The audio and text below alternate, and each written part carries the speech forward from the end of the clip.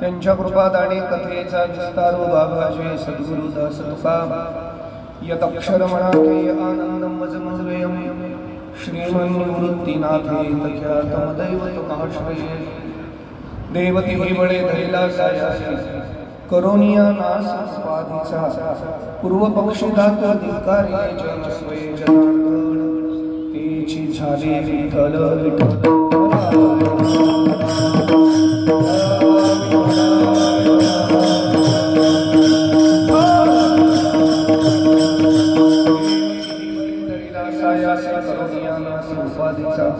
पूर्व पक्षी दात धिक्कारी जन स्वये जनार्दन तेची झाले वैराग्य परमरमती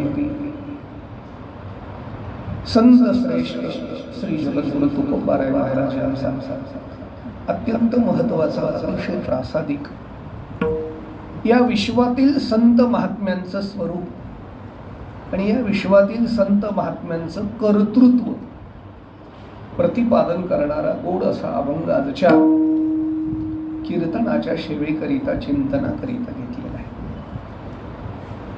प्रतिवर्षाप्रमाणे भूवैकुंठ पंढरी नगरीमध्ये संपन्न होणारा हा वारकरी संप्रदायाचा महाकुंभ मेळा अर्थात आषाढीची वारी भागाभागातून येणाऱ्या संत महात्म्यांच्या पालख्या त्यामधली अग्रगण्य असलेली संत गजानन महाराजांची सद्गुरूंची पालखी श्री क्षेत्र शेगाव ते पंढरपूर 33 दिवसाचा प्रवास करून आज महाराज पंढरपुरात विराजमान झालेले आहेत आणि प्रथमच प्रारंभीची ही कीर्तन सेवा संस्थांच्या वतीने माझ्याकडे आलेली आहे. खऱ्या अर्थाने वारीला आजपासून सुरुवात झालेली आहे. उद्या ज्ञानोबा तुकोबा निवृत्तीनाथ महाराज मुक्ताई आदी करून सगळ्याच पालख्या येणार आहेत.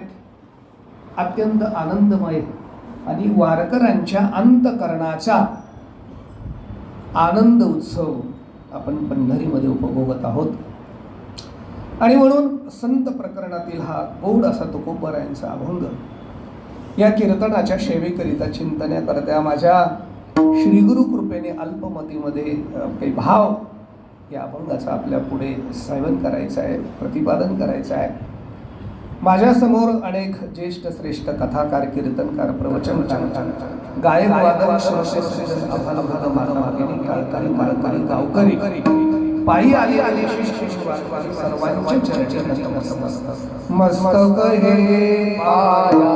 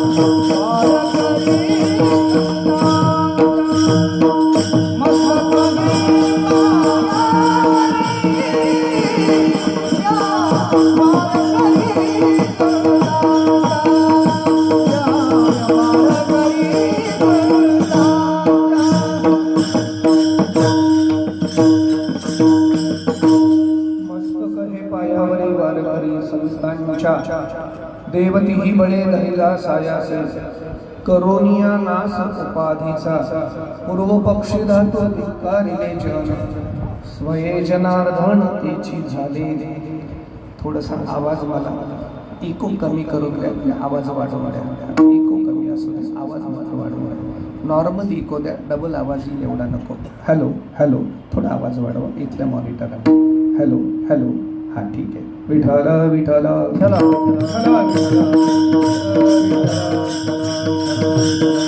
जगद्गुरु श्री तुकोबाराय महाराजांचा 3 चरणाच्या अभंगाचं चिंतन आपण या कीर्तनाच्या सेवेच्या निमित्ताने आपण करणार आहोत. या 3ही चरणाकडे जर आपण थोडंसं लक्ष केंद्रित केलं तर 3 चरणामध्ये जगद्गुरु तुकोबारायांनी आपल्याला कर्तृत्व सांगितलं संतांचं, आणि अर्ध्या चरणामध्ये त्या संतांचं स्वरूप सांगितलेलं आहे. देव तिही बळे धरिला हे संतांचं कर्तृत्व आहे. करोनिया नास उपाधीचा हेही संतांचं कर्तृत्व आहे. पूर्व पक्षी धातू धिक्कारिले जन हेही संतांचं कर्तृत्व आहे. मात्र स्वये जनार्दन तेची झाले हे संतांचं स्वरूप आहे. 1.5 चरणामध्ये कर्तृत्व आणि अर्ध्या चरणामध्ये महाराज संतांचं स्वरूप सांगतात. आणि या सगळ्या प्राप्ती करता काहीही तातडी न चालता परमार्थाच्या अनुभवातून ही अवस्था प्राप्त होते असं जगद्गुरु तुकोबाराय आपल्या समोर मांडतात. मानवी जीवनामध्ये सुद्धा स्वतःच्या अस्तित्वाकरता कर्तृत्वाची अपेक्षा आहे. या जगामध्ये माणसाचं जिवंत राहणं हे त्याच्या कर्तृत्वावर अवलंबून आहे.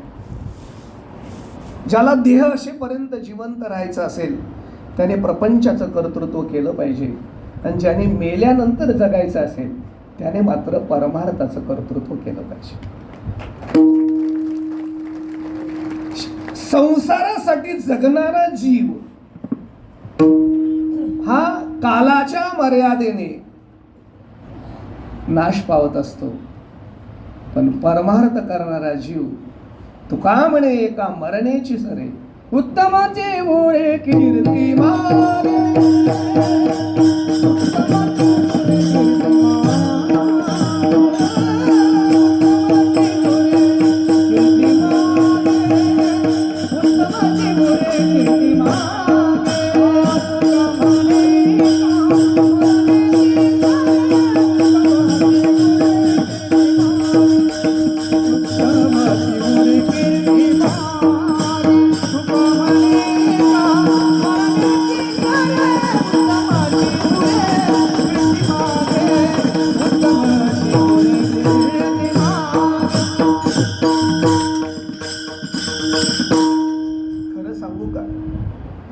प्रत्येकाला काहीतरी उरावं वाटतं आणि प्रत्येकाला काहीतरी सरावं वाटतं. या वारीचा उद्देश सुद्धा हाच आहे. काहीतरी उरण्याकरता लोक वारीला येतात आणि काहीतरी सरण्याकरता लोक वारीला येतात. प्रत्येक भाविकाची, प्रत्येक वारकऱ्याची, प्रत्येक मानवी जीवाची इच्छा आहे की माझं आयुष्य उरावं आणि दुःख सरावं. पण प्रत्येकाच्या जीवनात उलट घडतं. आयुष्य मात्र उरत नाही आणि दुःख मात्र सरत नाही. आयुष्य कधी सरतं आपल्यालाही कळत नाही, आणि दुःख मात्र जन्मोजन्मी बरोबरच आहे, ते कधीही सरत नाही. आणि म्हणून कर्तृत्व काय असलं पाहिजे मानवी जीवनामध्ये, हा आपल्या जीवनातला फार महत्त्वाचा भाग आहे.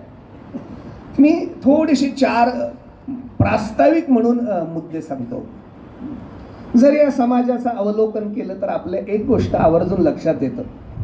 या समाजातला एक वर्ग कर्तृत्व शून्य आहे.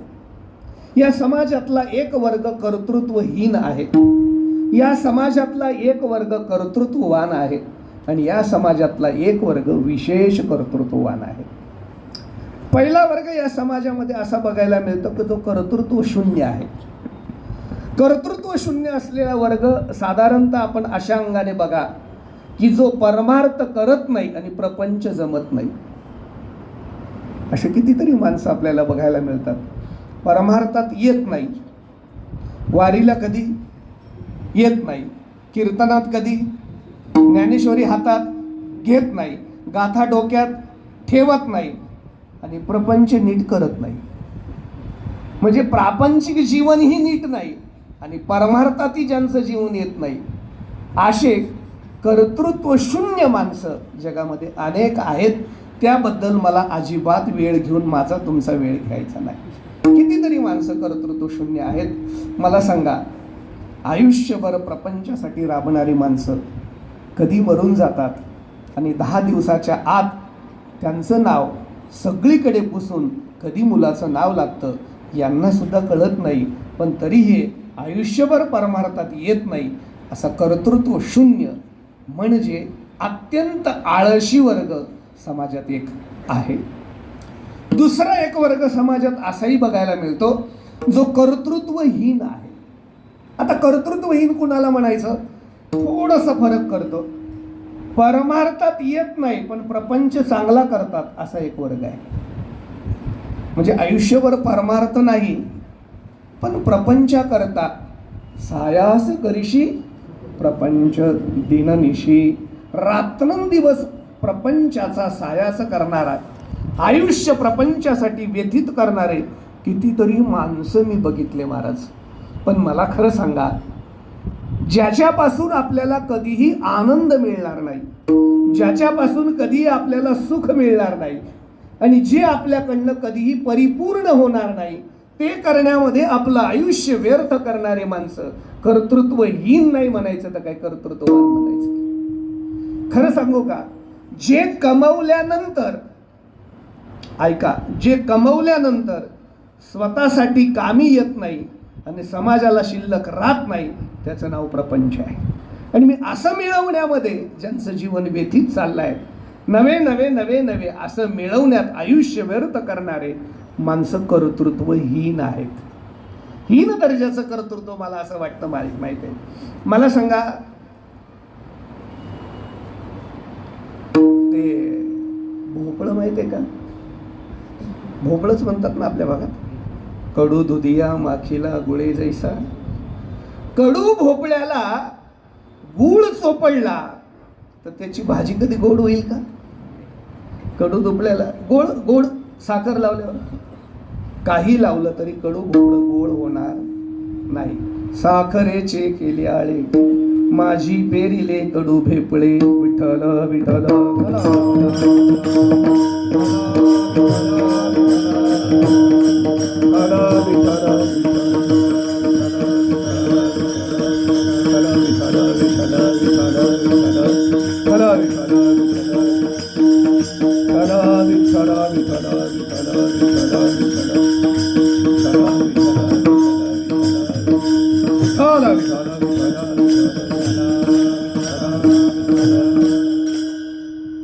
साखरेचे केले आळे माझी पेरिले कडू भोपळे. अहो, ज्याचं बीज दुःख आहे, ज्याचं बीज ज्याचा शीन तेची फळ, बीज ज्याचा शीन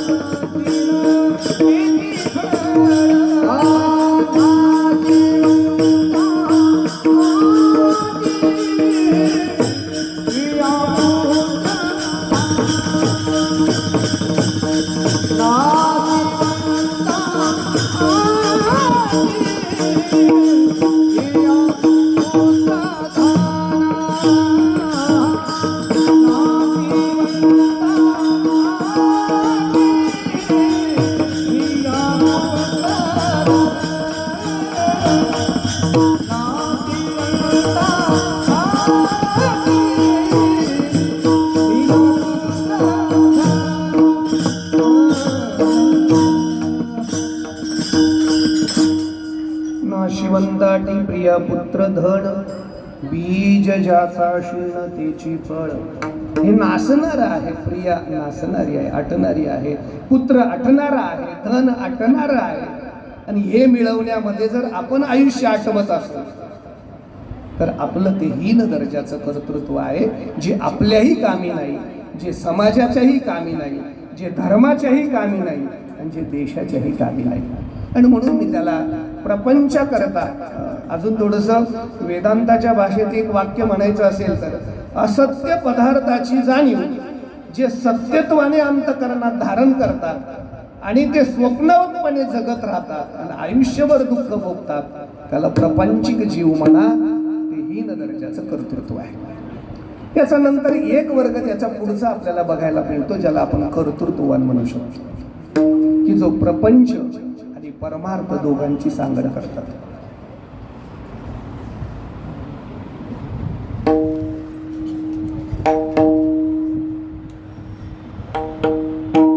विठ्ठल विठ्ठल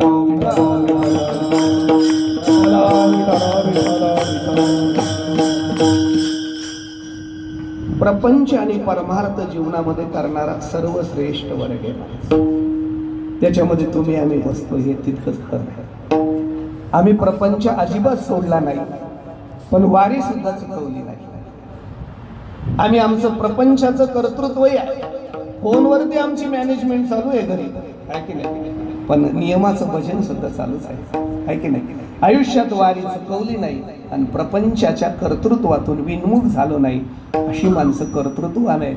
आणि म्हणून माझ्या मताने बरं का विकांत, की या जगात सर्वश्रेष्ठ भक्त कोण असेल तर तो वारकरी आहे. वारकरी आहे जो प्रपंच आणि परमार्थ उत्कृष्टपणे जगणार आहे.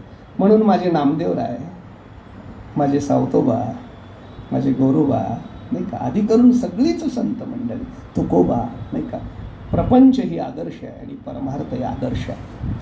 याच्या पुढे मला जाऊन थोडी प्रस्तावना करायची आहे. आपल्याला आता लिंक लागली असेल. आता प्रपंच आणि परमार्थ दोन्ही करणारा वर्ग कर्तृत्ववान नक्कीच आहे, यात यत्किंचित शंका नाही. पण अंतःकरणामध्ये हेतू काय आहे याच्यावर त्याचं कर्तृत्व ठरत असतं. एक वर्ग समाजात असाही बघायला मिळतो की प्रपंचाचा हेतू ठेवून परमार्थ करतो, आणि एक वर्ग समाजात असाही बघायला मिळतो परमार्थाचा हेतू ठेवून प्रपंच करतो.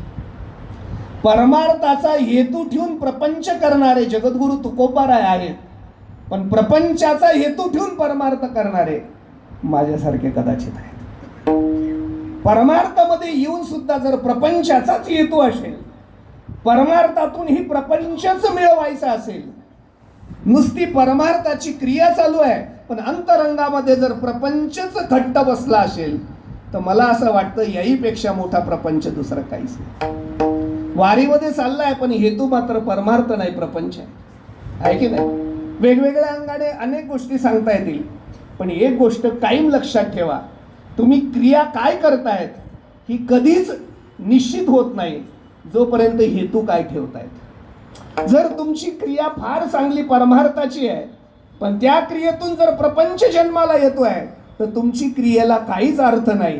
पण क्रिया जर प्रपंचाची असेल पण परिणाम जर परमार्थाचा होत असेल तर मला असं वाटतं तो प्रपंच नाही, तो प्रपंच ही परमार्थ आहे असं मला वाटतं. साधी गोष्ट आहे ना, साधी गोष्ट आहे. सगळं आपल्याला माणसाचा जन्म मिळाला, महाराष्ट्रात मिळाला, गळ्यात पवित्र तुळशीची माळ आली, संत गजानन महाराजांचं सानिध्य मिळालं, तुकोबारांचं नाही का भजन मिळालं, आपण वारीला आलो, भाग्यवानच होतो. याच्यापेक्षा जगातला भाग्यवान माणूस कोण आहे महाराज? कोणी नाही. याच्यापेक्षा श्रीमंत माणूस कोणी नाही. लक्षात ठेवा, लक्षात ठेवा. हा,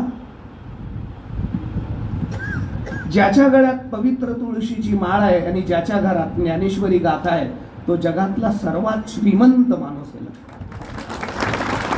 पण महाराष्ट्रात राहून ज्याच्या गळ्यात तुळशीची माळ नाही आणि ज्याच्या घरात ज्ञानेश्वरी गाथा नाही त्याच्या इतका दरिद्री या महाराष्ट्रात दुसरा कोणी.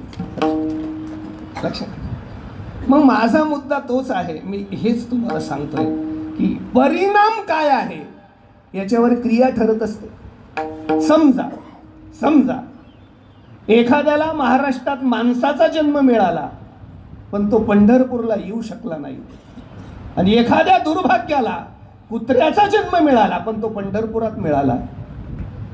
माणसाचा जन्म मिळून सुद्धा जर वारी घडली नाही पण कुत्र्याचा जन्म मिळून नामदेवरायांची तूप रोटी खायला मिळाली तर जन्म काय आहे हे महत्वाचं नाही, परिणाम काय आहे. पंढरपुरात कुत्र्याचा जन्म कधीही नक्की चांगला आहे.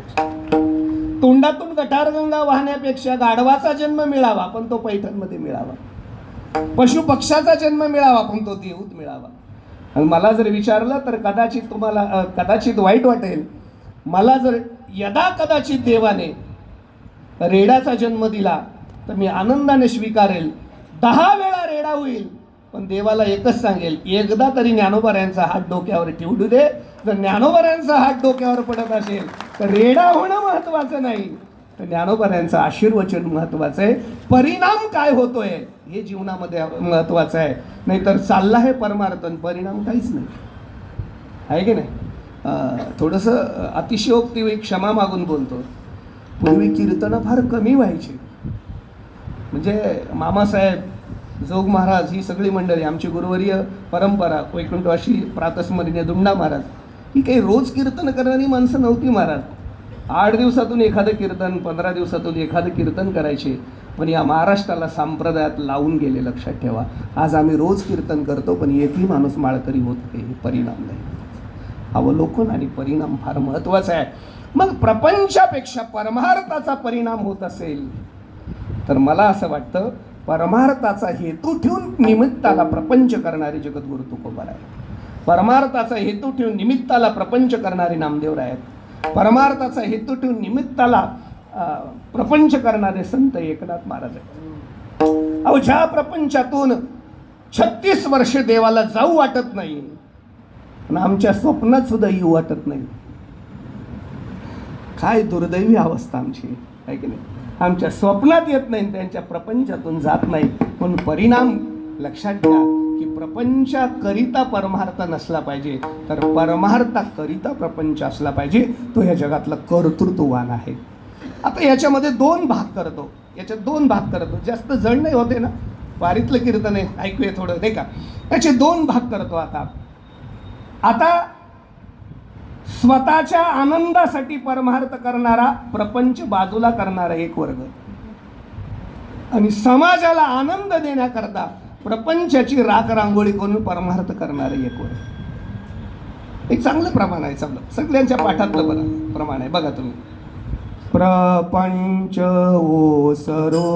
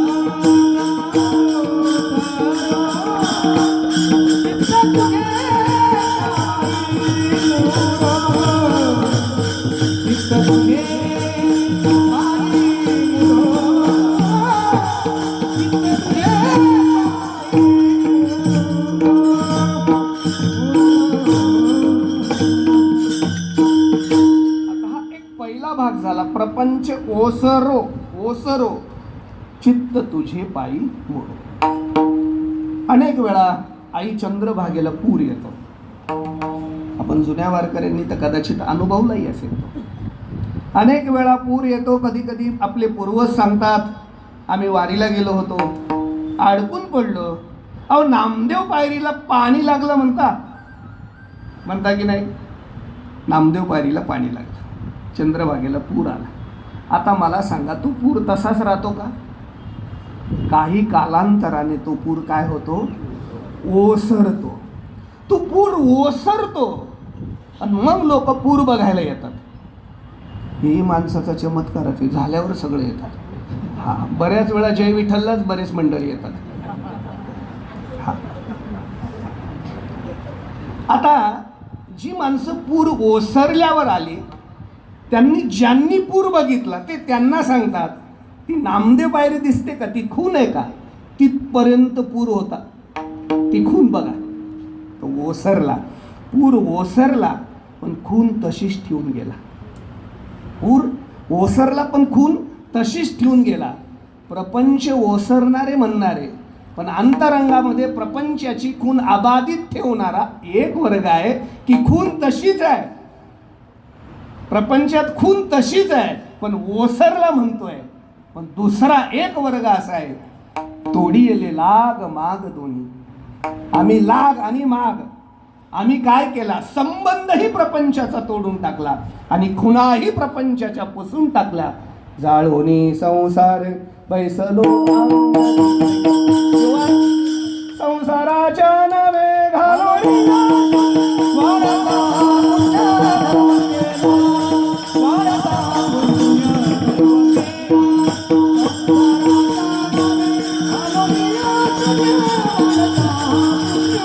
धर्म केला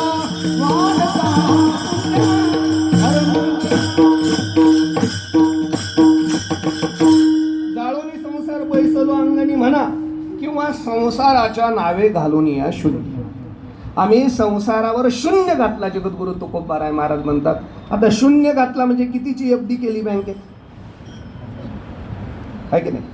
समजा मी तुम्हाला उसनवर पैसे दिले आणि चेकने दिले, 5 शून्याचा चेक लिहून सही केली, किती पैसे मिळतील. अहो शून्य किती लिहा, त्याला काहीच किंमत नाही. खरं सांगू का, जन्मापासून मरेपर्यंत लोक शून्य वाढवण्याकरता जगतात, पण लोकांना हे माहिती नाही, शून्य रूपी प्रपंचात एक परमात्मा आणल्याशिवाय या शून्याची किंमत वाढत नाही बॉस.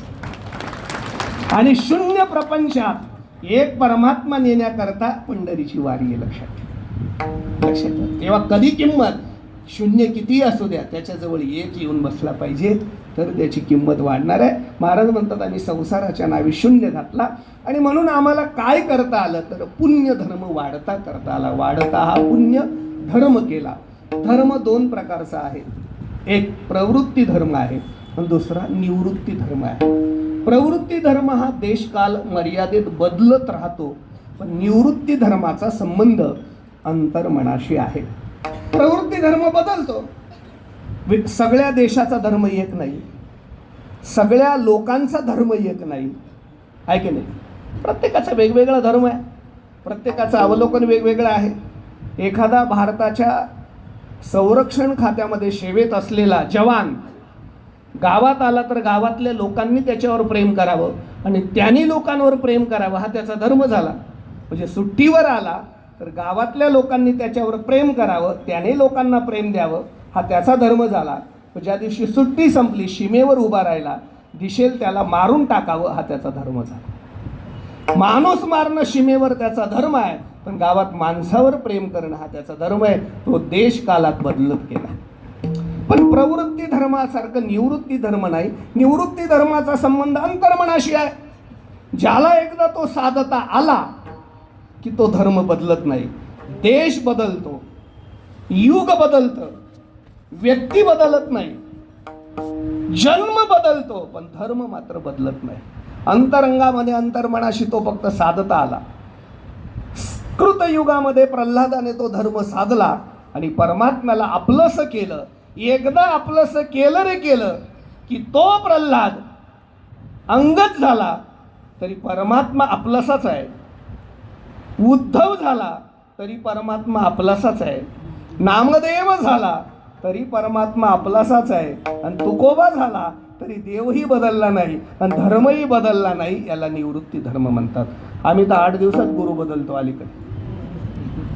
म्हणजे गळ्यात तुळशीची माळ, पेन दुसऱ्याच गुरुचा, घड्याळ तिसऱ्याच गुरुचं, आणि जप करतो 4थ्याच माणसाचा. त्याला काय धर्म म्हणतात? धर्म बदलत नाही. ज्याचा संबंध अंतर्मनाशी आहे. अगदी स्पष्ट बोलून पुढे जातो. ज्याला निवृत्ती धर्मातून, आपला साधनेतून परमात्मा आपलासा करता आला. बलाढ्य असलेला, बलवान असलेला, व्यापक असलेला, विश्वात्मक असलेला, सर्वेश्वर असलेला परमात्मा ज्याने एकदा आपलंसा केला, त्याला आपलंसा करण्याचा धर्म ज्यांच्याकडे आहे तो निवृत्ती धर्म आहे. आणि हे ज्याला जमलं तो जगातला सर्वश्रेष्ठ कर्तृत्वान आहे. तेच महाराज अभंगाच्या पहिल्या चरणात सांगतात.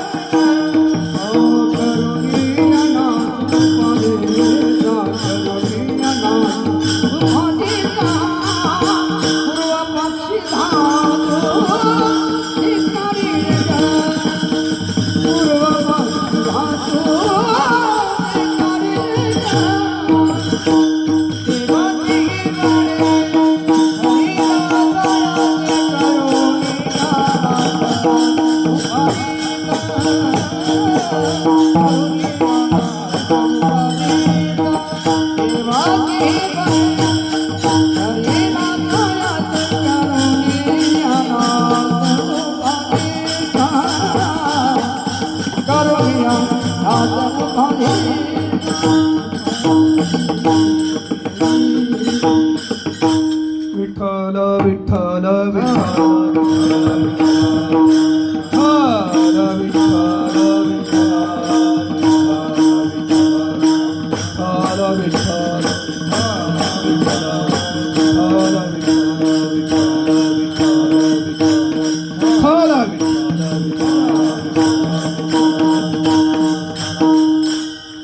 देवती हे बळे धरिला सायासे.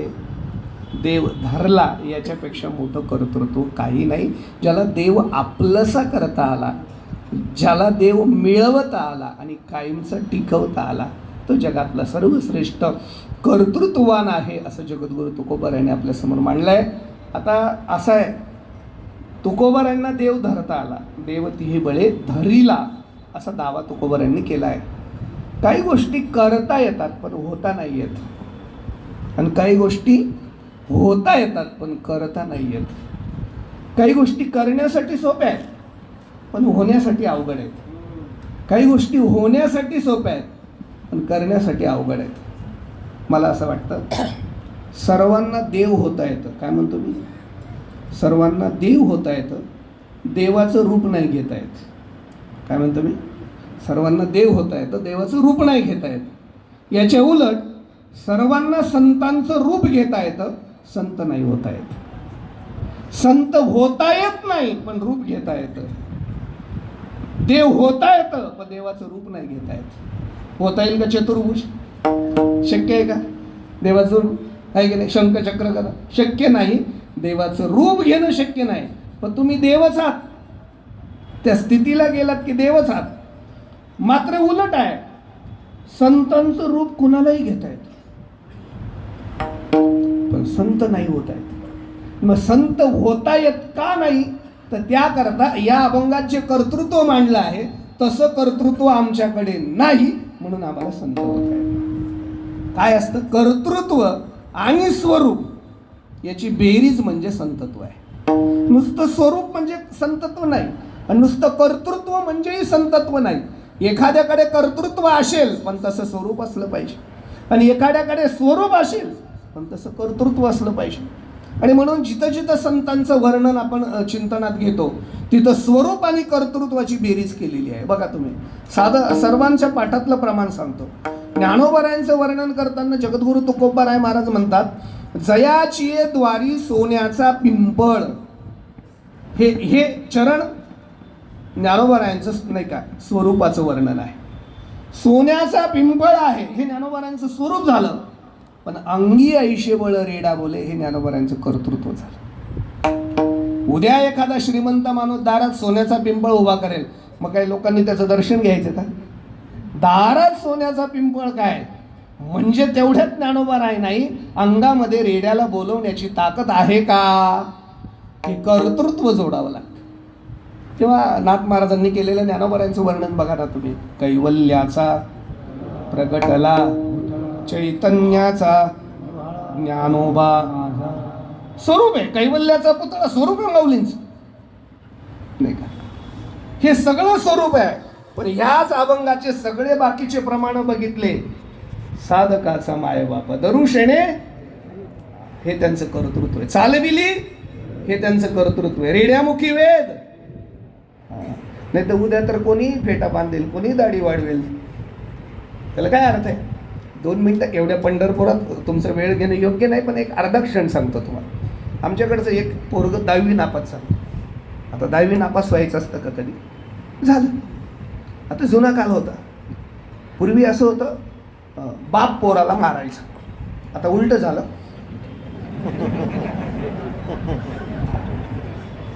दहावी नापास झाल्यामुळे त्याच्या 2 थोबाडे दिल्या बापाने. अरे काही तुला कळतं का? एवढे अपेक्षित घेऊन दिले तरी अपेक्षेप्रमाणे नापास झाला. पोराला राग आला, पोरं घर सोडून निघून गेलं, मुंबईला गेलं. तर 10वी नापास. एखाद्याचं प्रारब्ध फार चांगलं असतं. स्टेशनवर फिरत होतं आणि तिथे एक वृत्तपत्र हातात पडलं. आणि त्याच्यात नेमकी जाहिरात लिहिलेली होती की आम्हाला कामासाठी मुलगा पाहिजे, शिक्षणाची अट नाही. तो म्हटले जाहिरातच आपल्यासाठी. त्याने बरोबर तो पत्ता दुसऱ्या दिवशी गाठला. तिथं त्याची मुलाखत झाली. तिथल्या व्यवस्थापकाने त्याचं सिलेक्शन केलं आणि त्याला सांगितलं उद्यापासून तुम्ही कामावर या, 20,000 रुपये पगार आम्ही तुम्हाला देऊ. तर म्हणले बघा मी 10वी नापास आहे. हां ते आम्हाला माहिती आहे. मग काम काय करायचं? काही नाही, आमचं प्राणी संग्रहालय आहे, अनेक प्राणी आमच्या प्राणी संग्रहालयात आहेत. परवा एक अस्वल मेलं. नवीन अस्वल उपलब्ध होईपर्यंत मेलेल्या अस्वलाचं कातडी आम्ही काढून ठेवले. तुम्ही तेवढी पांघरून त्या अस्वलाच्या पिंजऱ्यात बसायचं. 20,000 रुपये महिन्याची मिळते. आणि अलीकडे लोकांना दुसऱ्याची कातडी पांघरणं फार आवडतं. आतमध्ये नसतंच. चाललं चांगलं चाललं त्याचं. 2-3 महिने नोकरी झाली. एक दिवशी रिपरिप पाऊस होता मुंबईचा, पर्यटक नव्हते. आणि क्षमा मागून बोलतो, शहरातली माणसं फारच सुशिक्षित असतात. मी सुशिक्षित लोकांची एकच व्याख्या केली आहे, जे आईबापाला वृद्धाश्रमात ठेवतात आणि कुत्रीला गाडीत घेऊन फिरतात, म्हणजे पाळलेली, त्याला सुशिक्षित म्हणतात. प्राण्यांवर प्रेम करतात लोक. असं कोणी केळी ठेवतं, सफरचंद, ते प्राण्यांना. कोणीतरी त्या अस्वलाच्या पिंजऱ्यावर अशी केळी ठेवल्या होत्या.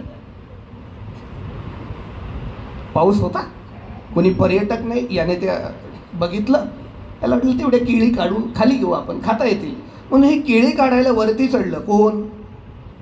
अस्वल पांघरलं. ओला पिंजरा होता, पाय सटकला आणि शेजारच्या पिंजऱ्यात जाऊन पडला. आता मला विचारू नका तो वाघाचा होता. वाघाला इथे शिकार मिळली, डरकाळी फोडली वाघाने, त्याच्या नरडाला धरलं. मी सांगतो काय, एखाद्याचं प्रारब्धच फार चांगलं असतं. त्या वाघाने त्याला काहीच केलं नाही, कानात सांगितलं मला सुद्धा 40,000 पगार आहे, तू पटकन अर्ध्या केळी इथे ठेवून तुझ्या पिंजऱ्यात.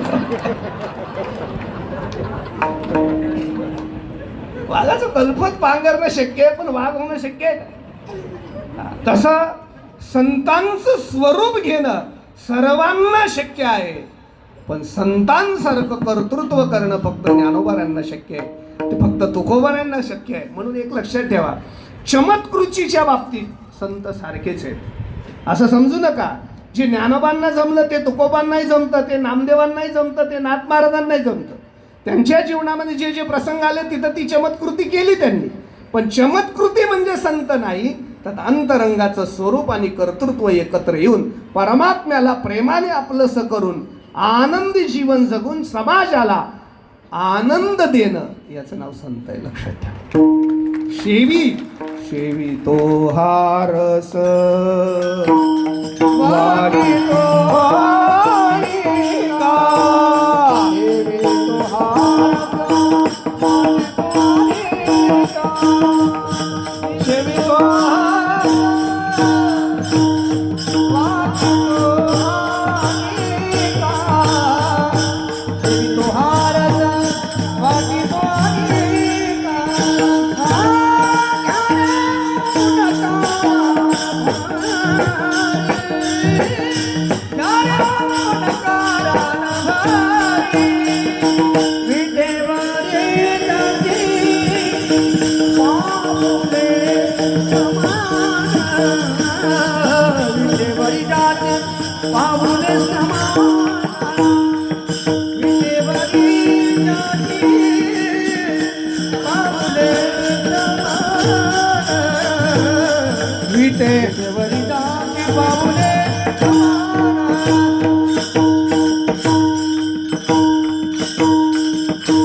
शेवी तो रस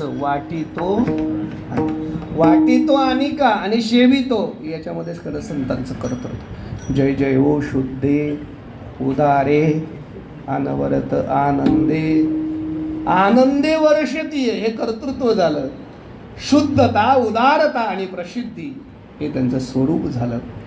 आणि मग काय कर्तृत्व केलं तर देव तीही बळे धरीला, हे सगळ्यात मोठं कर्तृत्व आहे. आता ह्याच अभंगामध्ये काही बळ सांगितलं. आता कोणत्या बळाने देव धरला? देव तीही बळे, देव तीही बळे धरिला हे कर्माचं बळ झालं. करोनिया नास उपाधीचा हे ज्ञानाचं बळ झालं. पूर्व पक्षी धातू धिक्कारिले जन हे वैराग्याचं बळ झालं. मग वैराग्याच्या बळाने देव धरला का कर्माच्या बळाने धरला का ज्ञानाच्या बळावर धरला? बळ बरेच आहेत बरं, बळ बरेच आहे. पहिलं बळ हे सापेक्ष बळ आहे. पहिलं बळ सापेक्ष बळ आहे.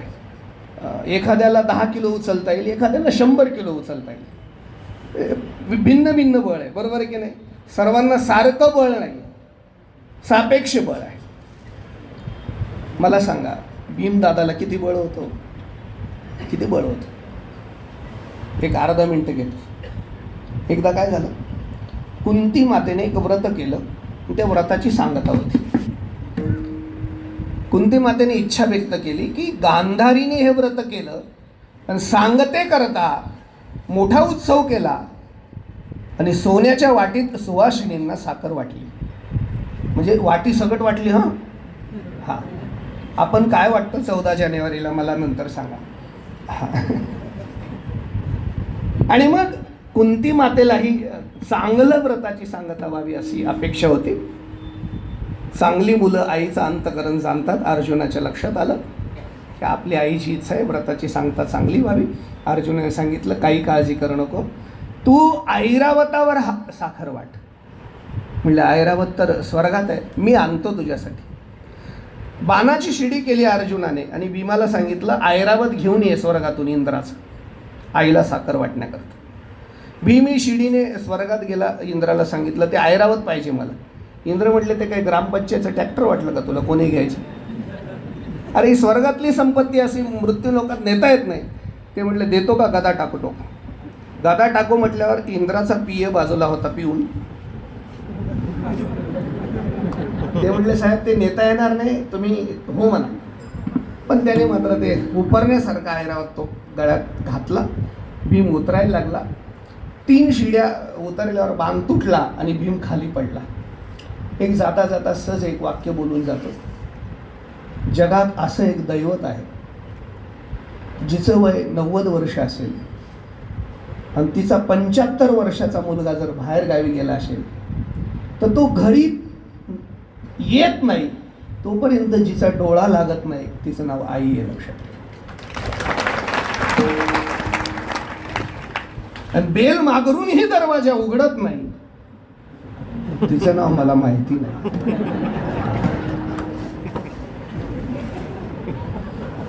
कुंती मातेला थोडसा अस्वस्थ झाला, माझा भीम अजून कसा येत नाही. म्हणून अंगणात जाऊन बघते वरती तर काय भीम पडतोय खाली ऐरावत असं. कुंती मातेच्या लक्षात आलं हा जर आता खाली पडला तर पृथ्वी नष्ट होईल. ऐरावत आहे ते, सामान्य गोष्ट आहे का ते? 14 रत्नांपैकी एक रत्न आहे. काय करावं तितक्यात भीम जवळ आला. कुंती मातेने साडीचा पदर पुढे केला आणि साडीच्या पदरात भीमाचं ऐरावताला घेतलं आणि हळूचकरी ठेवलं. आता तुम्ही घरी जाऊन कॅल्क्युलेट करा की बळ कुणाचं जास्त. आणि या सगळ्या बळाच्या पलीकडे 6व्या दिवशी ज्याने पुतना मारली त्या भगवान परमात्म्याला किती बळ असेल तर त्याला कोणत्या बळाने तुम्ही धरणार? तर सापेक्ष बळ परमात्म्याला आपलंसं करू शकत नाही. हाच माझा त्याच्यातला भाव आहे. दुसरं आहे योगाचं बळ आहे. योग्यांची ताकद फार मोठी आहे नाही का? अथवा योगी जो म्हणजे तो देवांचा देवो जाणील, ते सुख सर्वज्ञ माझे चैतन्य ते.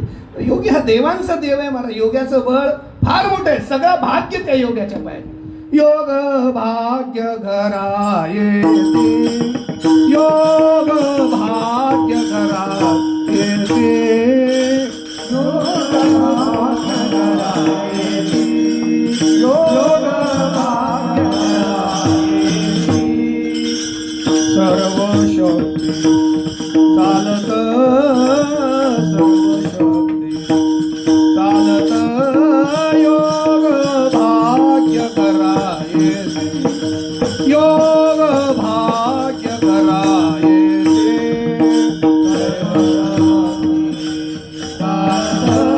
भाग्य कराये, योग भाग्य कराये.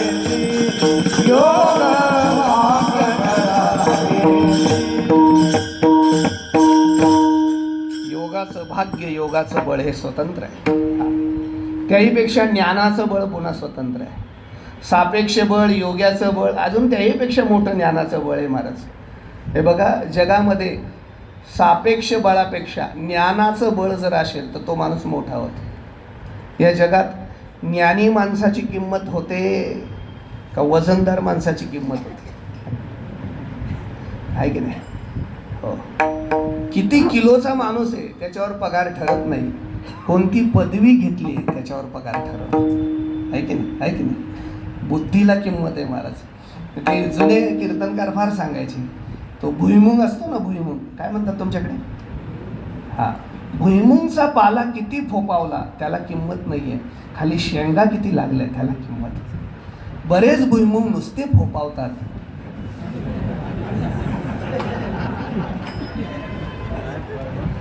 ज्ञानाचं बळ फार नाही. हा, ज्ञानी माणसं, ज्ञानाचं बळ त्याहीपेक्षा मोठं आहे.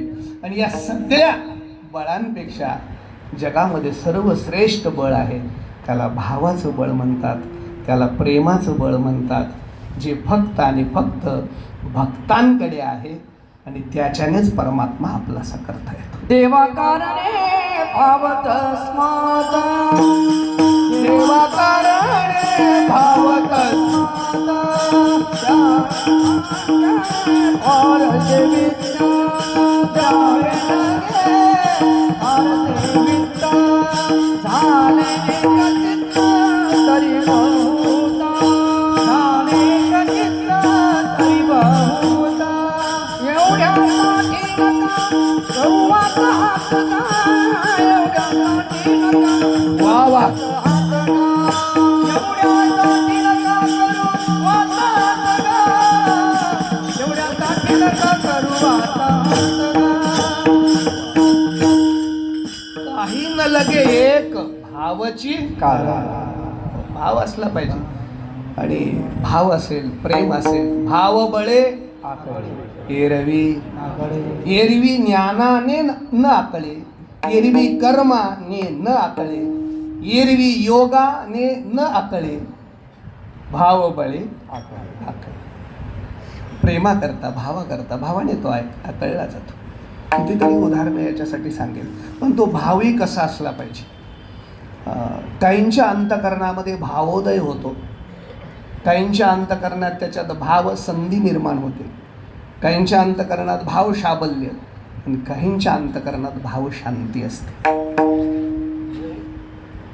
कीर्तनात आलं, वारीत आलं की सगळ्यांचाच भाव प्रगट होतो. कीर्तनात आल्यावर असं वाटतं घरी जावं आणि लगेच नातवाला एखाद्या संस्थेत टाकावं आणि पुढच्या वर्षी कीर्तनकार करावं, असे बरेच आजोबांना वाटतं. भाव आहे की नाही, पण घरी जाईपर्यंत तो भाव राहत नाही. भावोदय होणे म्हणजे शुभेच्छा, अंतरंगामध्ये सुइच्छा निर्माण होणं, त्याला भावोदय म्हणतात. पण तो टिकेलच असं नाही महाराज. मी एक थोडं आमच्या गुरुजींच्याच मुखातून ऐकलंय चातुर्मासात, एक छोटंसं काल्पनिक उदाहरण देतो. आता चला, एक माणूस पंढरपूरच्या वारीला आला, बरोबर आहे.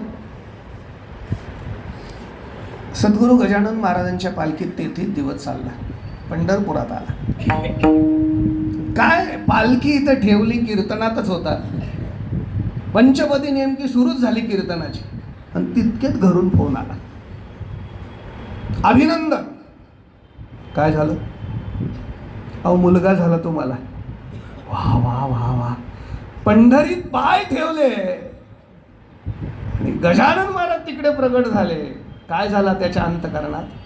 भावोदय, भाव त्याच्या अंतकरणात जागृत झाला. आनंदात आला. एका महाराजांना भेटला, म्हटले महाराज उसने 5,000 रुपये द्या, घरी गेलो की देतो. कशाला? पंढरपूरचे पेढे घ्यायचे आणि वारीभर 5,000चे पेढे वाटायचे. का? मुलगा झाला. तितक्यात फोन आला, म्हणले मुलगा झाला हे खरं आहे, पण प्रसूतीच्या काळामध्ये मुलाच्या आईची तब्येत इतकी बिघडली की डॉक्टर म्हणतात जगणं शक्य नाही, तात्काळ ऑपरेशन करावं लागेल. 10 लाख रुपये खर्च आहे. आत्ताच्या आत्ता तुम्ही OPDला पैसे भरले तर ऑपरेशन सुरू होईल, नाहीतर बाळाची आईची शाश्वती नाही. आता वाटेल का पेढे? आता त्या भावामध्ये जो विग्रह निर्माण झाला त्याला भावसंधी म्हणतात. म्हणजे मुलगा झाल्याचा आनंद होतोय, पण पत्नी वाचली नाही तर काय करू मुलाला? त्या भावसंधी निर्माण झाली. आता तिसरा फोन आला त्याला, तुमच्यावर पांडुरंगाची कृपाच आहे, तुमच्या मेवण्याला आम्ही फोन केला, ही सगळी परिस्थिती सांगितली.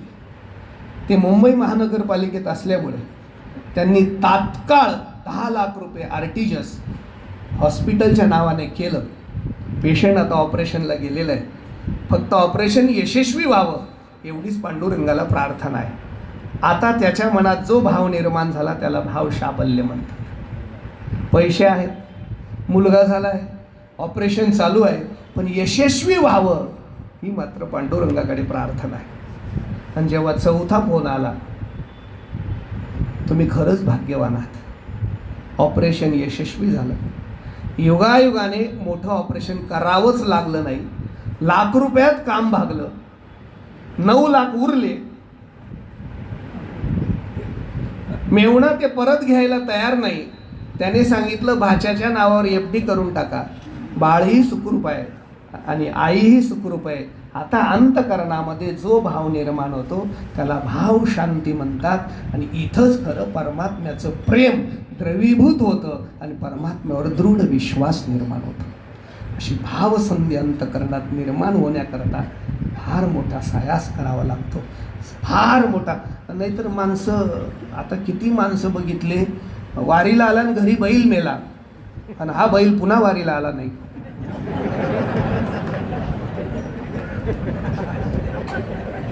भाव नाही. भावसंधी निर्माण होणं, देह जावो अथवा देहाची पर्वा नाही. मला खरं सांगू, वारकरी इतकं तप करतो, पाऊस असला तरी चालत राहतो, चिखल असला तरी नाचत राहतो. उपाशी तर देव ठेवत नाही. पण खरं सांगू, ज्याला एशीमध्ये कधी स्वप्नात दिसत नाही त्याला चिखलात मात्र नाचताना गोरोबा काकाचा भाव आणि अंतरंगात पांडुरंग दिसल्याशिवाय म्हणून वारकऱ्याच्या नाही चरणाच्या धुळीत तो खेळत राहतो. भाव आहे आणि म्हणून त्याला कुठे राहायचं असतं. मंदिरात त्याला आवडत नाही राहायला. तो अशा भावपूर्ण प्रेमपूर्ण वारकऱ्याचं अंतकरण बघतो आणि त्याच्या हृदयामध्ये विराजमान होतो. देवती ही बळे धरीला. एक कथा आपल्याला माहित आहे. एक सुरदासजी होते. सुरदासजी दोन्ही डोळे नाही बिचारा, पण भजन कधी नियमाचं सुटलं नाही महाराज.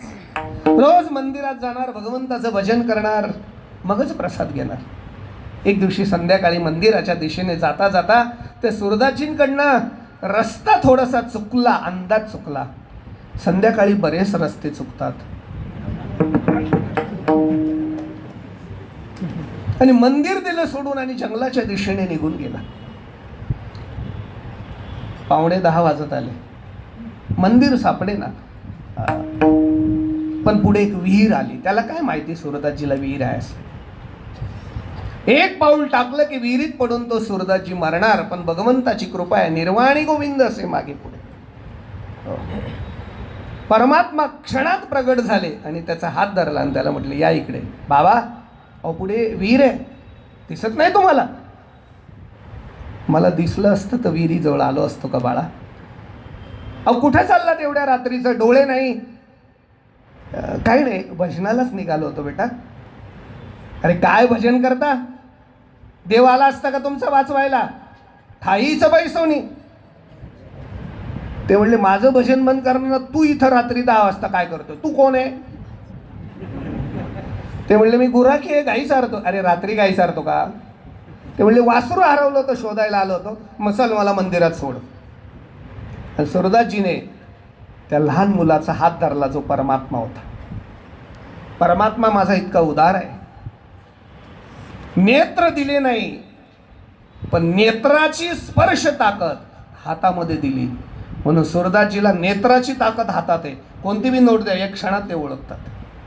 त्याच्या लक्षात आला, बरेच हातात आले, पण हा हात काही वेगळा आहे, हा स्पर्श काही वेगळा आहे. नाही नाही नाही नाही, हा हात नाही आहे, हाच जगन्नाथ आहे. घट्ट हात धरला, मंदिरापर्यंत नेलं. लेकरू म्हणतं, बाबा समोर कीर्तन चालू आहे, जा आता शेवटची भैरवी तुम्हाला म्हणता येईल. ते म्हणले, बेटा चांगल्या चांगल्यांच्या हातात येत नाही, माझ्या हातात आला तर सोडू कसा? योगिया दुर्लभ तो म्या देखिला साजणे, तो देखिला साजणे,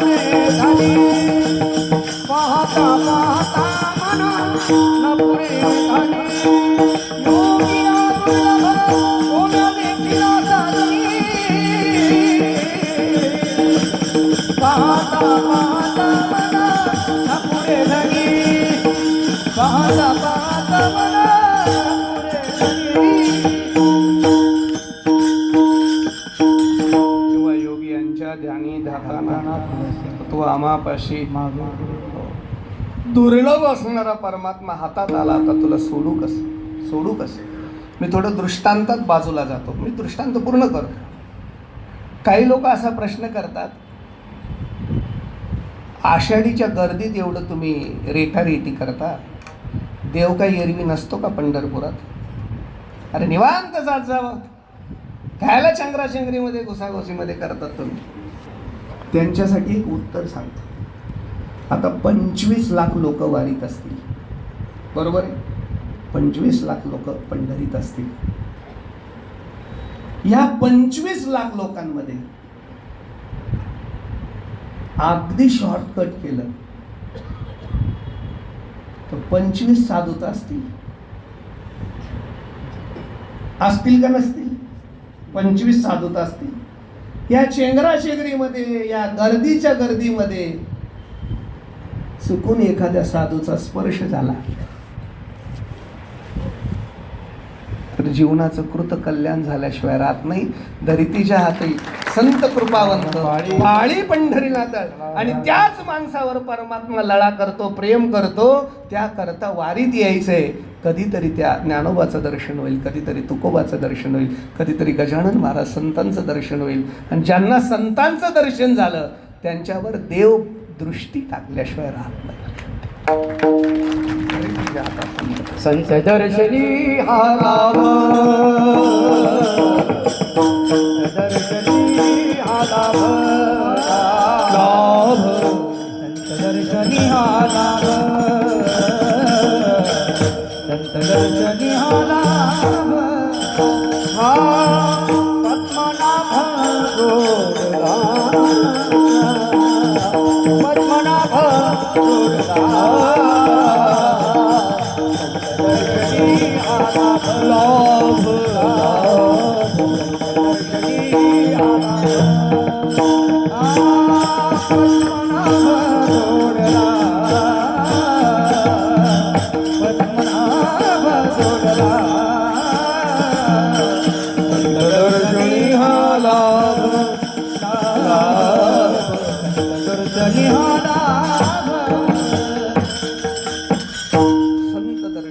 परमात्म्याचा लाभ होतो.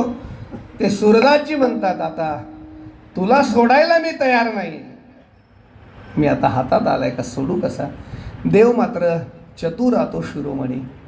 त्याला म्हणतात, सोडा सोडा, मी तुला मदत केली आणि मला धरून ठेवलंय. घट्ट धरलं. देवाने बोलण्याच्या नादात लावलं आणि हाताला हिसडा मारला आणि देव बाजूला झाले. देव नाचायला लागले, सुरदासजी हसायला लागले. ते म्हणले, हातातून सुटलो म्हाताऱ्या आणि आता हसतो का? ते म्हणले, मला तुझ्या कर्तृत्वावर हसू आलं, तुझ्या बळावर हसू आलं. म्हणले, काय? हस्तोच्चशी यातोसी बलात कृष्णम किमद्भुतम, किमद्भुतम कृष्णम बलात. ए कृष्णा, काय बळ आहे रे तुला? म्हाताऱ्या माणसाच्या हातातून इसडा मारून बाजूला होणं म्हणजे काय स्वतःला बलवान समजतो का तू? लई बळ असेल तुझ्यात, हातातून 1000 वेळा सुटून जाय. हृदयात गतिर्निर्याशी जानामि तम पौरुषम. अरे 1000 वेळा हातातून सूट, त्याच्याने तुझं बळ सिद्ध होत नाही. तू माझ्या अंतकरणात आहे, तू माझ्या हृदयात आहे.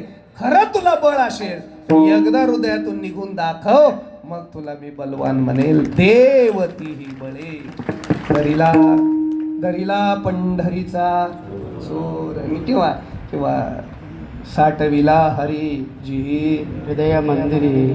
परमात्मा धरता येतो. आता तुम्ही म्हणाल, तो परमात्मा कसा आपलासा होतो या संत मंडळीला? त्याच्यासाठी काय केलं त्यांनी? बळीयाच्या अंकित आम्ही झालो बळीवंत. त्याच्या अंकित होण्याकरता काय करावं लागतं? तर जीवनात सर्वस्वाचा त्याग करावा लागतो. ते वैराग्य महाराज अभंगाच्या 2ऱ्या चरणात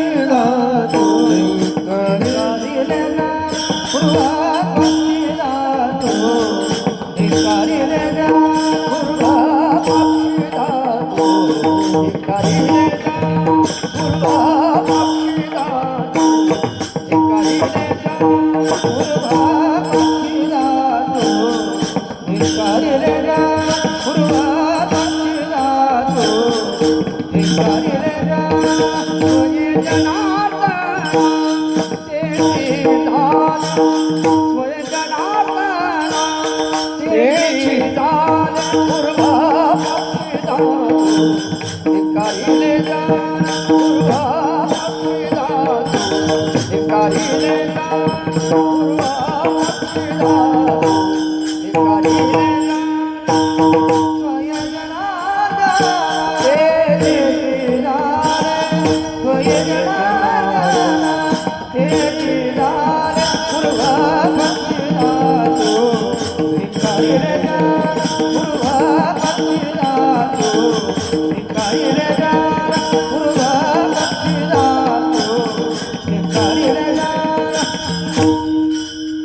विठ्ठल विठ्ठल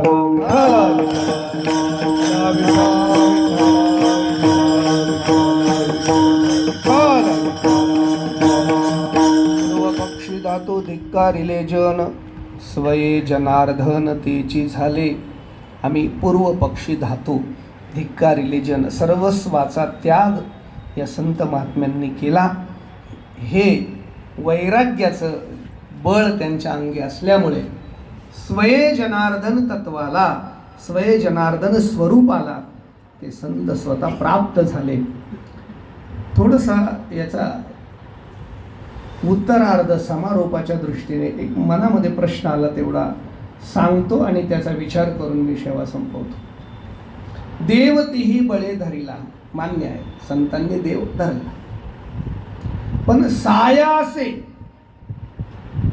हा सायासे शब्द कर्तृत्वाला बाधा आणणारा आहे की नाही? जर मला सांगा, सहज करणं आणि सायासाने करणं, अहो देव आपलासा करण्याकरता मानवी जीवाचा सायास चालूच आहे. मग आम्हालाही सायासच करावा लागतो. पण संतांनाही जर सायासच करावा लागत असेल तर मग त्यांच्या कर्तृत्वाला अर्थ कुठे उरेल? आहे की नाही? पूर्वी गावामध्ये तो असा गोल दगड असायचा, ते काय म्हणतात त्याला, गोठा गोठा. काही लोक नाचता नाचता सहज उचलून घ्यायचे तो, आणि कधी 4-4 लोक लागायचे तर तो उचलायचा नाही. मग सहज उचलणारा बलवान आहे की नाही? मग सायास कुठे लावायचा नाही? बरं, मी आधीच सांगितलं इथंही 3 विषय आहेत.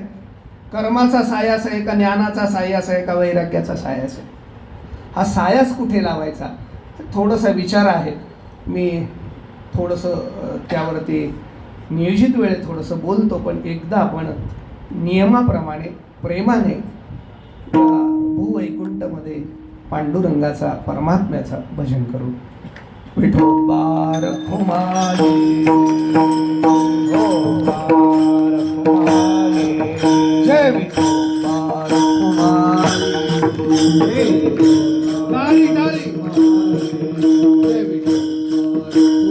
ही बळे दरिला सायासे करुनिया नास उपाधीचा, पूर्व पक्षी धातू धिक्कारिले जन स्वये जनार्दन तेची झाले. हा सायास कुठे करावा लागला याचा थोडासा विचार सांगतो. खरं तर देव तिही बळे धरिला, देव सायासाने धरणं शक्य नाही. की ते असं सायासाने देव आपलासा होत नाही. आणि सायासाने आपलासा झाला असता तर तो कधीच कंसाला आणि अर्जुनालाच भेटून गेला असता, आहे की नाही? तो सायासाने झाला असता तर तो दुर्योधनाच्या बाजूने राहिला असता. देव सायासाने आपल्यासा करता येत नाही. वैराग्य सुद्धा सायासाने येत नाही. म्हणजे वैराग्याचं जर आव आणलं, सायासाने वैराग्याचं आव आणलं तर ते वैराग्य राहत नाही. मला कधी मोडून जातं सांगता येत नाही, आहे की नाही?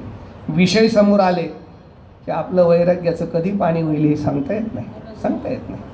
जातीवंत एकादशी करणारा वारकरी आणि फक्त आषाढ महिन्यातली एकच एकादशी करणारा वारकरी,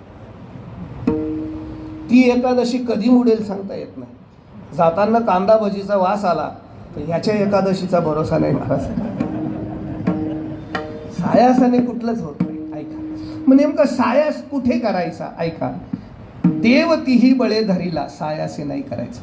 हा सायास थोडा तिकडं न्यावा लागेल मला वाटतं. करोनिया नास उपाधीचा, जीवनातल्या उपाधी घालवण्याकरता सायास आहे. सायासाने उपाधी जातील, कारण त्या उपाधी एक उपाधी नाही, काही लौकिक उपाध्या आहेत आणि काही अलौकिक उपाध्या आहेत. आता लौकिक उपाधी मानवी जीवनाला लागलेल्या लौकिक जीवनातल्या उपाधी, त्याच्यामध्ये आंतरलौकिक उपाधी, बाह्यलौकिक उपाधी. आंतरलौकिक उपाधीमध्ये अनेक कामक्रोधादी विकार आत आहेत. लक्षात येते ना तुमच्या? मग समजा काम घालवायचं असेल एक दिवसात जाईल, क्रोध घालवायचा असेल एक दिवसात जाईल, लोभ घालवायचा असेल एक दिवसात जाईल का? हे सगळे विकार घालवण्याकरता सायासाची आवश्यकता. बाह्य अंगाचे लौकिक उपाध्याय आहेत, गाडी, घोडी, दाढी, माडी, हा संसाराचा पसारा जाईल का सायासाने? लगेच सोडून देता येईल का? लगेच दान करता येईल का? लगेच जाळून टाकता येईल का? नाही. याच्यासाठी सायास करावा लागतो. मग मला असं वाटतं, जुन्या काळात एखादं पाणी तापवायला पातेलं असायचं, पातेलं, त्याच्यावर पाणी तापवलं जायचं. खेड्यात काही दिवसांनी ते पातेलं बाहेरून असं काळं व्हायचं, आणि ते काळं झालेलं पातेलं स्वच्छ करायचं असेल ते लगेच निघेल का? त्या बाईला इतका सायास करावा लागेल, 8 दिवस तरी दमावं लागेल, तेव्हा ते निघेल. का? त्या पातेलावर धुराचं आवरण बसलं. मग धुराने, आवरणाने माखित झालेलं पातेलं सहजासहजी स्वच्छ होत नाही. अनादिकालापासून हा जीव अनेक विषयामध्ये विकाराने अडकलाय. त्याला काय तुम्ही एका वायरीत स्वच्छ कराल? एका ज्ञानेश्वरीच्या पारायणात स्वच्छ कराल? ते सहज शक्य नाही. त्याकरता सायास करावा लागेल. म्हणजे प्रमाणाने, नियमाने, नित्याने, नियमित परमार्थ साधना करावं लागते. एक दिवसाच्या वारीत नाही, एका ज्ञानेश्वरीच्या पारायणात नाही, एकाच्या गाथाच्या पारायणात नाही, एका कीर्तनात नाही, नित्य गाथा वाचावा लागेल, नित्य ज्ञानेश्वरीची सेवा करावी लागेल, नित्य नाम साधना करावी लागेल. मग अनेक वर्षांनी हळूहळू हळूहळू हा जीव विकारमुक्त होत जाईल, स्वच्छ होत जाईल. मग तुम्हाला सायास करावा लागेल की नाही? आणि उपाध्या फार आहेत ना महाराज. एका सप्ताची पत्रिका छापली आणि त्याचा प्रूफ चेक करायला आला माझ्याकडे, म्हणजे माझ्या नियोजनात होतं. मी त्या प्रिंट करणाऱ्याला फोन केला, म्हटलं बाबा ही पत्रिका तू अशी छापली आणि कीर्तनकारांची नावं मोठी कर, बाकीचीच नावं मोठी झाली, लोकांना वाचता यावं कीर्तन कुणाचं आहे, कीर्तनकारांची नावं बारीक झाली, तू मोठं बाकीचं छापलं. त्याने मला सांगितलं, महाराज कीर्तनकारांची नावं मोठी होऊ शकत नाही. म्हणले का? त्यांच्या पुढे उपाध्या लागल्या आहेत, त्या उपाधीने जागा घेतल्यामुळे कीर्तनकार बारीक झाला. जर त्याला मोठं करायचं असेल तर उपाध्या काढू का? उपाधी बाजूला गेली की माणूस मोठाच आहे नाही का? म्हणून उपाधी वेगळे, तुम्ही निर्विकार. उपाधी विक्त जसा परमात्मा आहे तसं उपाधीच्या व्यतिरिक्त म्हणजे उपाध्या सगळ्या घालवल्या पाहिजे. म्हणजे त्याच्यासाठी सायास माणसाने जीवनात केला पाहिजे. एकही दुर्गुण आपल्याकडे नसला पाहिजे. हळूहळू सायास करा. एक दिवसात शक्य नाही, हळूहळू सायास करा. आज एक काम करा, आज एक काम करू आपण. ज्याला तंबाखूचा नाद असेल त्याने इथंच सोडून टाकू. चला करा वरती बोट, कोण कोण तंबाखू खातं इथं. आज वारीमध्ये सोडून टाकू आपण. सुरू होईल पुढच्या वारीला बिडी सोडू. अहो वारकरी होणं म्हणजे सगळं सोडलं पाहिजे, याच्यापासून मुक्त झालं पाहिजे. मान सन्मान सुद्धा सोडला पाहिजे. करुणी सायास. आणि आता अंतरंगाचा ऐका, जसा हा लौकिक उपाधी आहे ना तशा अलौकिकही उपाध्या सांगितल्यात. आता अलौकिक उपाध्यामध्ये बाह्य अलौकिक उपाधी आणि अंतर अलौकिक उपाधी. आता बाह्य अलौकिक उपाधी शिष्यशास्त्रादी विलास, मठ मुद्राचे निमिषे, शिष्य करा, शिष्यिन्या करा, या भयान उपाध्या आहेत.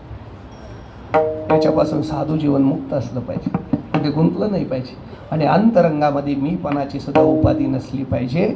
अशा सगळ्या उपाध्या जेव्हा तुम्ही घालवता तेव्हा तुमचं जीवन परमात्म्याशी आपलंसं करण्याकरता तयार होतं.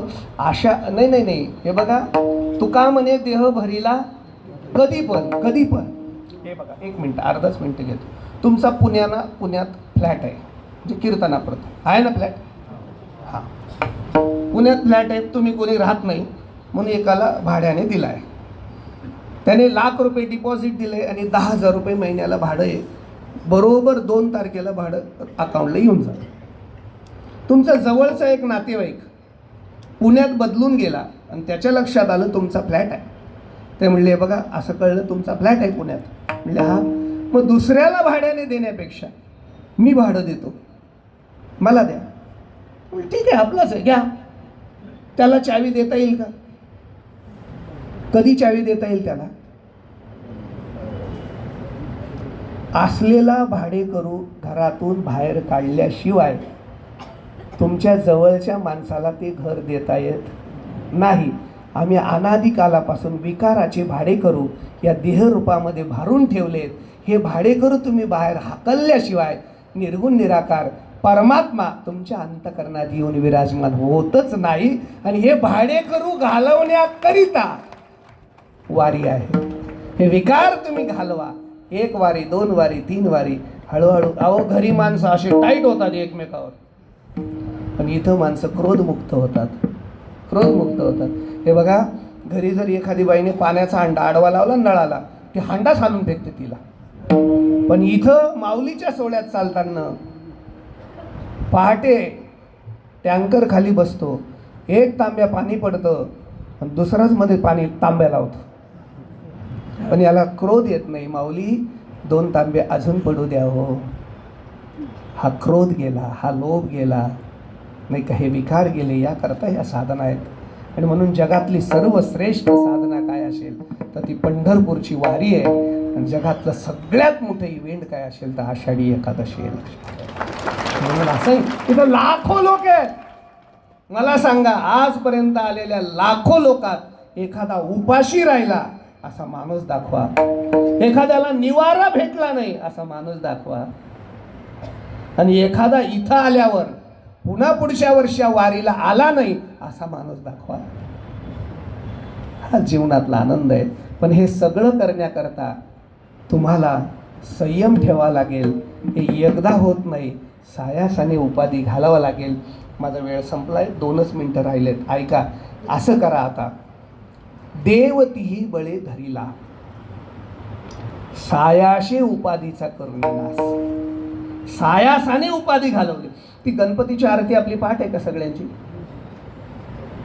सुख करता दुःख हरता वार्ता विघ्नाची, नुरवी पूर्वी प्रेम कृपा जयाची. काय अर्थ लावायचा हो? सुख करता दुःख हरता. सुखाचा करता आहे, दुःखाचा हरता आहे. सुख करता दुःख हरता.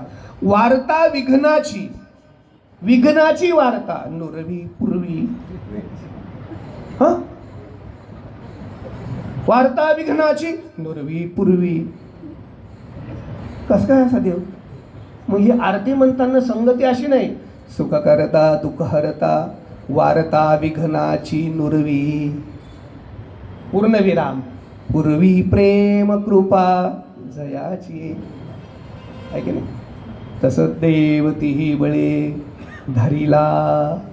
कधी? सायाशे उपाधीचा करोनी नाश. सायासाने जीवनातल्या उपाध्या गेल्या. आणि हे सगळं कधी प्राप्त झालं? हळूहळू अनुभवाने. याला घाई करून चालणार नाही. अभंगाचं शेवटचं. तुका म्हणे न चलता तुका म्हणे न चलता तुका म्हणे न चलता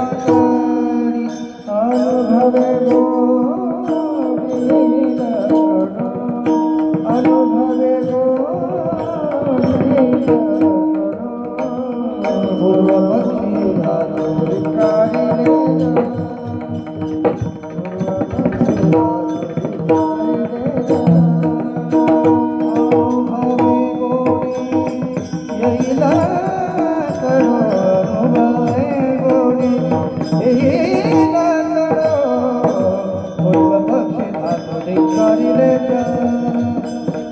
पूर्वपक्षी धातुरी कारिले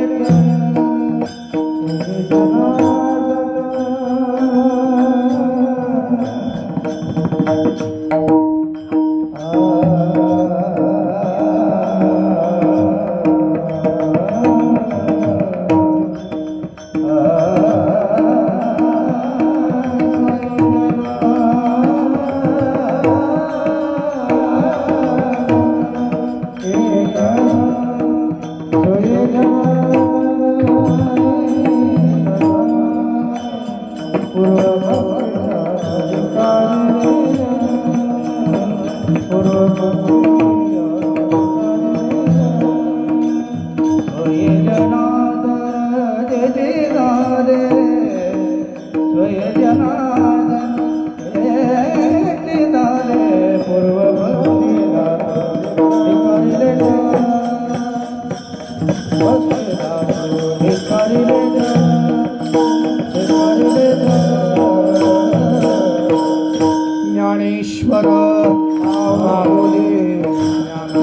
माऊलीचे